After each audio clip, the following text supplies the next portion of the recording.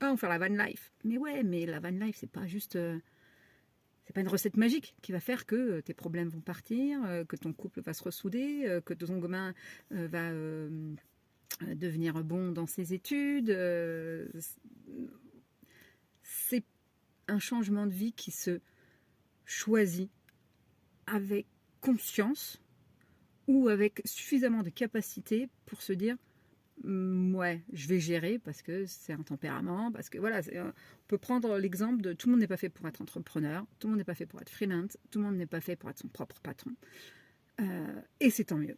Et bien la vie nomade, c'est pareil. Tout le monde n'est pas fait pour ça. Et on te le vend du rêve. On te vend un truc qui est joli sur le papier, mais dans la réalité, qui demande bien plus que ce qu'on te dit, que ce qu'on te vend.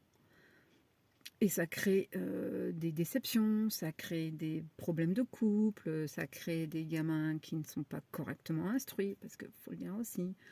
Ou ça crée des gens qui repartent en arrière, qui sont dégoûtés. Ou ça crée des gens aussi complètement à côté de la plaque, complètement, pour le coup, encore plus en dehors de la société.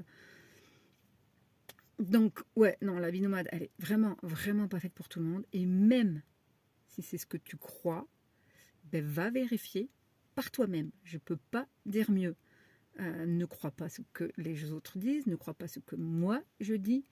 Expérimente du mieux que tu peux avant de te lancer complètement dans cette vie nomade, sauf si vraiment c'est quelque chose que tu sais que quoi qu'il se passe, tu sauras rebondir. Il n'y aura pas de grandes problématiques dans ta vie pour repartir en arrière, pour continuer malgré les épreuves, pour voilà, il faut avoir de la résilience et le mindset qui va avec.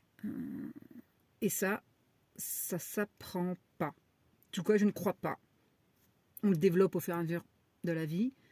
Mais si au départ, tu es un peu léger là-dessus, si tu as l'habitude d'être coucouné, d'être pris en charge, d'être dans la facilité, dans le confort,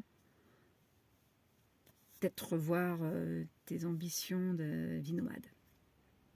Ouais, ça fait pas forcément plaisir, mais je suis pas ta copine, je suis pas là pour te dire ce que tu as envie d'attendre.